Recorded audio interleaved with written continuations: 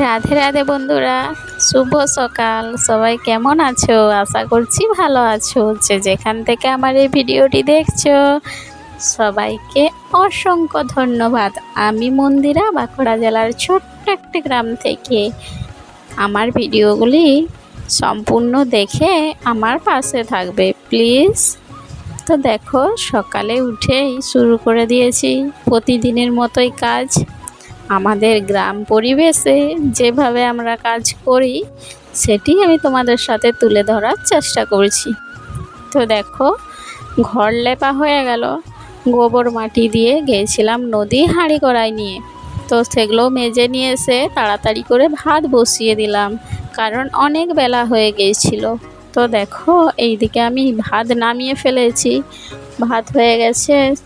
আর এইদিকে বসিয়েছিলাম শাক, তো শাক ভাজাও হয়ে গেছে। এদিকে রান্না হবে, দেখতে পেলে শাক ভাজা হয়ে গেছে। রান্না হচ্ছে ঢেঁড়স ভাজা, পটলে আলু, মাছের ঝোল আর শাক ভাজা।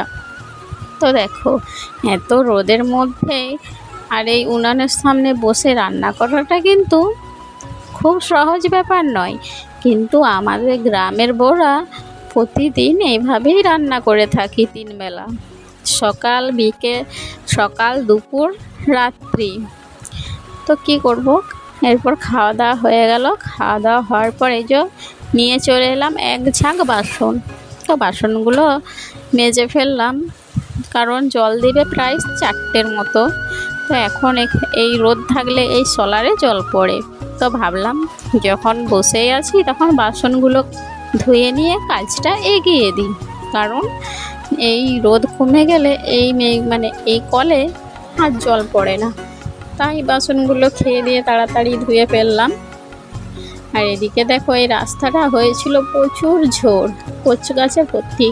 আর এদিকে কি বলতো বন্ধুরা, এখন তো বর্ষাকাল আসছে, তাই গাছ পাতা খুব একটু বেশি হয়ে গেছে। তো আমরা যেহেতু এই রাস্তার দিকে আসা যাওয়া করছি, তো সেগুলো পরিষ্কার করে দিয়েছি। তো এখন দেখো 4টে সাড়ে 4টের মধ্যে বাজছে, আর রোদের অবস্থাটা দেখতে পেয়েছো, এত রোদ্দুর। জামা কাপড় যেগুলো মেলেছিলাম সেগুলো কড়মড় পাঁপড় ভাজার মতো হয়ে গেছে। তো সেগুলো এখন তুলে নিচ্ছি।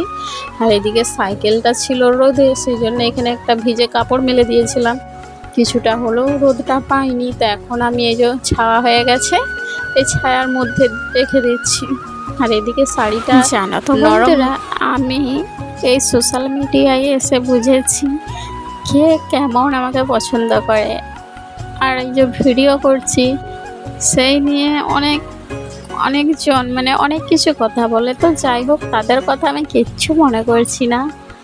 তো তোমরা পাশে থাকলে আমি হাসি মুখে সব কিছু সহ্য করে নিতে পারবো, কারণ আমার ভবিষ্যৎ আমাকেই ভাবতে হবে, তাই না?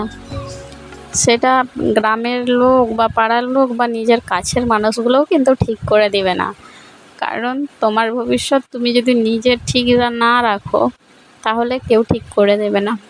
এই যুগের মানুষরা হচ্ছে বড্ড স্বার্থপর, তোমার ক্ষতি চাই, তোমার খারাপ চাই। তাই বলছি, লোকের কথায় কান না দিয়ে নিজে এগিয়ে যাবে কিভাবে সে চেষ্টা করো। তো আজকের ভিডিওটা আমি এখানেই শেষ করছি।